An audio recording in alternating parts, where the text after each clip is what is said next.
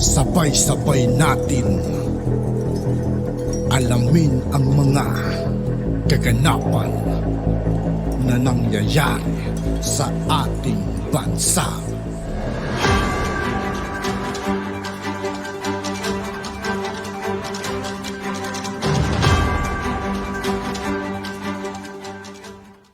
Yo, what's up mga kaibigan? This is I2K po again. Ngayon nandito naman ulit tayo sa channel ni Banat Kapanik TV. Dito naman ulit tayo magbibigay ng komento at reaksyon. Kaya samahan nyo ako guys. Let's go!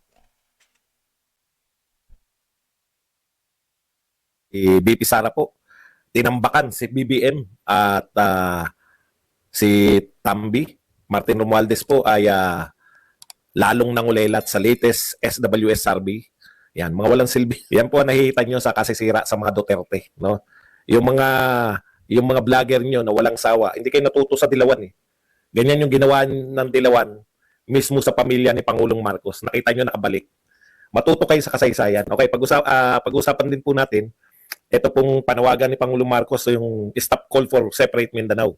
At saka ano pa ba? Si Pangulong Duterte po, naku, magkakabarilan po sila ng ICC pag ipinagpilitang siya'y hulihin. At wala po siyang hinihingin tulong mula po sa pamahalaan. Kaya niya raw po. Yan. At yung iba pa pong mga bintang nitong mga bugokis, no, na mga vlogger na patuloy po sa pagtira. Hindi ko po maintindihan kung bakit si Tatay Digong ang pinupunteriya ng tira nila. Ito po ang latest survey, no? SWS. O baka sabihin nyo, hindi kayo naniniwala sa SWS. Alam niyo SWS, sila po yung nagsabi na yung pabor naman sa gobyerno yung SWS na yan, di ba? Dahil sila nagsabi ng bababa na yung inflation rate, etc. Marami pang pati yung kung ano-ano pang pabor. Alam niyo po ba na wala sa kapangyarihan ng mga Duterte? Kung magsisip-sip ako, dapat dun sa may nasa kapangyarihan kasi kikita ako ng pera. Ano ba namang utak eh? Ganyan po ba?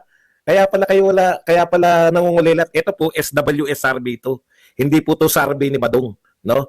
Ito po ang pinagkakatiwalaan. Sila po yung dalawa, di ba? Yung Pulse Asia. Tsaka yung, ito pa, tip ko lang po sa inyo, kahit sino pa po kayo.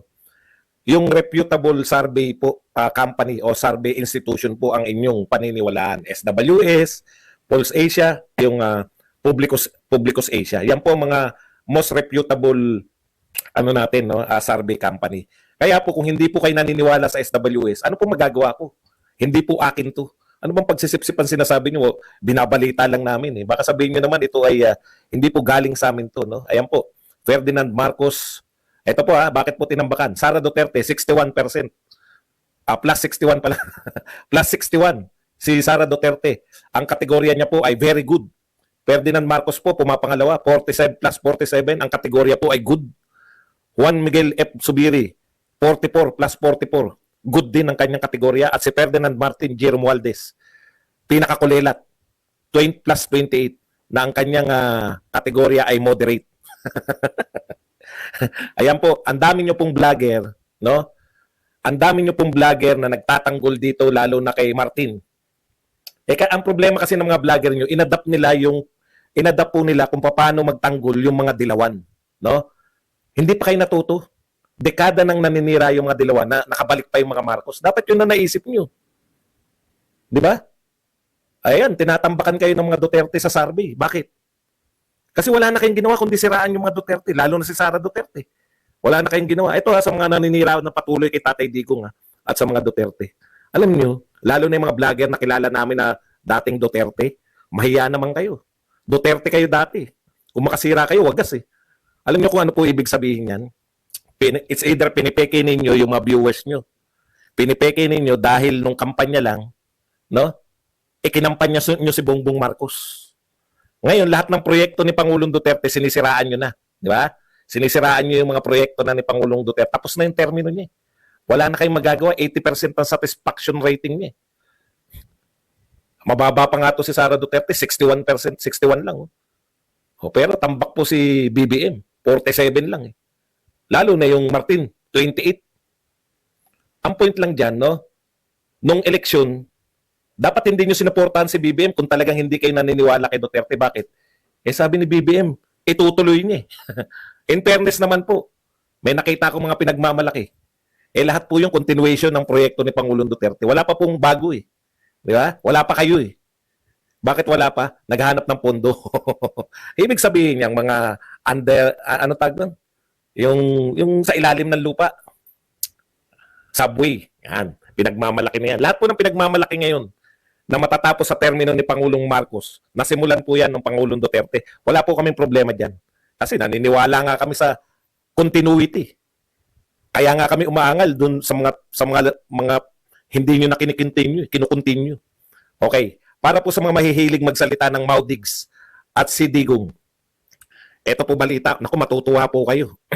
Yung mga nagsasabing Maudigs at saka si Digong. Alam niyo na ibig sabihin, no? Pro-China si Digong. Nagtataka ko sa inyo, pro-China pala si Digong. Kailan nyo natuklasan? Ngayon nyo lang natuklasan? Eh sabi ni PBBM, itutuloy niya yung mga ginawa ni Digong. Bakit hindi kayo umangal? Kami, natutuwa. Kami mga Duterte supporter, kaya nga namin sinuportahan. Dahil sabi niya, itutuloy kayo. Binabanatan nyo ngayon si Digong tsaka Maudigs. Si Tatay Digong. Bakit nyo sinuportahan si BBM? Samantalang kaya meron kayong something sa utak nyo. Meron kayong something, no? Yung mga nagsasabing si Digong at si Maudigs. Ngayon, atin-atin lang to ha. Pag narinig nyo na Mau BBM na sinabi nila, eto na po yun. Bakit po? Eto, babalita ako sa inyo. Baka magulat kayo, kapit lang kayo. Chinese companies, bag contracts for 73 billion Davao Transport Projects. Balita po sa Inquirer ngayon. Mga Chinese companies, eto po ha. O, pag narinig ko sa kanila na Mau BBM, tapat sila sa pagmamaw o kaya si BBM. Chinese companies bag contracts for 73 billion Davao Transport. Ayan po, President Marcos on Wednesday led the awarding of contracts to 2 Chinese companies that would undertake 4 components of the 73 billion project aimed at modernizing the public transport system of Metro Davao and its adjacent localities. O, sinaksihan po yan ni President Marcos at Vice President Sara Duterte. Nagsalita nga pala si Sara Duterte ng inchik ha. Binati yung ano ha. Bakit wala nagsasabing pro-China si Sara? Naroon si First Lady. Guess ng Chinese ambassador. Patay na. Ano na yung mga sinasabi niyong Maudigs? Si Digong, ano na? Si BBM na? Mau BBM na? Itatawag niyo? Ayan, nakipagkontrata yung Pangulo sa Chinese. Oh. Yan yung sinasabi ko sa inyo eh. O dahil Pangulo na ng Pilipinas yung nakipagkontrata, si BBM na, ano na itatawag niyo kay BBM? O hindi kayo consistent. Di ba? Hindi kayo consistent. Ang consistent lang sa inyo, atakehin si Digong. Ang consistent sa inyo, atakehin yung pamilya Duterte. Dahil consistent kayo sa pag-atake, actually, wala na yung mga dilawan eh. Nalusaw na eh. Nagtataka nga ako kung nasa na yung mga dilawan eh. Ayan oh, February 9. Oh, binalita na Inquirer.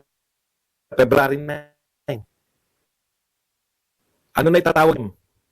Si BBM o Mau BBM? Gawin nyo naman consistent yung panawagan nyo. Matagal na namin sinasabi, no, na yung China, marami silang pera.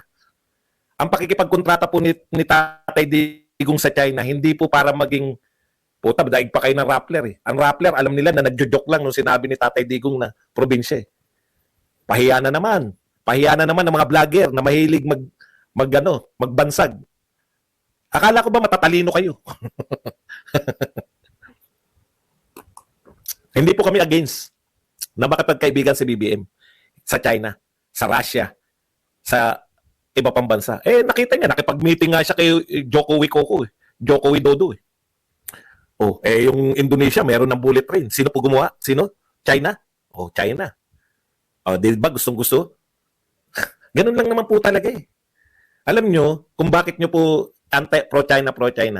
Gusto nyo lang pong paninira yan eh. Ngayon, nakipag-deal si Pangulong Marcos. 75 billion. 73 lang pala. Mga sabihin nyo, saan dinala yung 2 billion? 73 billion. Bakit hindi nyo masabihan na pro-China? Oh, hindi kasi kayo consistent. Ginagamit nyo lang yung pro-China para panira sa mga Duterte. Happy Chinese New Year nga pala. Okay. Naawa ko kasi, ang dami yung vlogger. No? Ang dami yung vlogger. Tambalos-los vloggers. Bakit hindi nyo mapaangat? Yung inyong mga kaya akala nila talagang tuwan-tuwa sila, di ba? Tuwan-tuwa sila, nasa ano sila. Bakit hindi niyo mapaangat yung popularidad ng inyong mga ano? Bakit yung sinisiraan niyo si BP Sara at si Tatay Digong? patuloy na namamayagpag sa lahat ng survey. Yung mga survey, kayo gumamit una niya, yung kalye survey. Pag nagkalye survey ka ngayon, itanong nyo kung gusto pa nila si Duterte o hindi. Alam nyo kung ano lalabas? Gustong-gusto nila sa Duterte.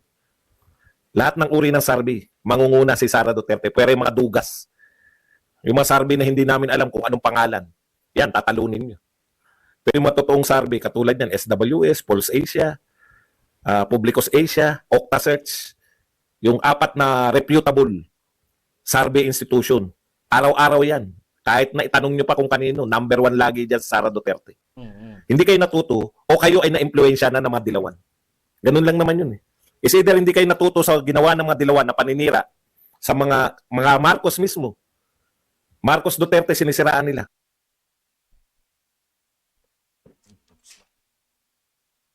At yun nga po mga kaibigan, dito po nagtatapos ang ating reaction video. Muli ako po si I2K ng Sundalo ng Tunggalo. Maraming salamat sa patuloy na pagsuporta. Yeah, peace out.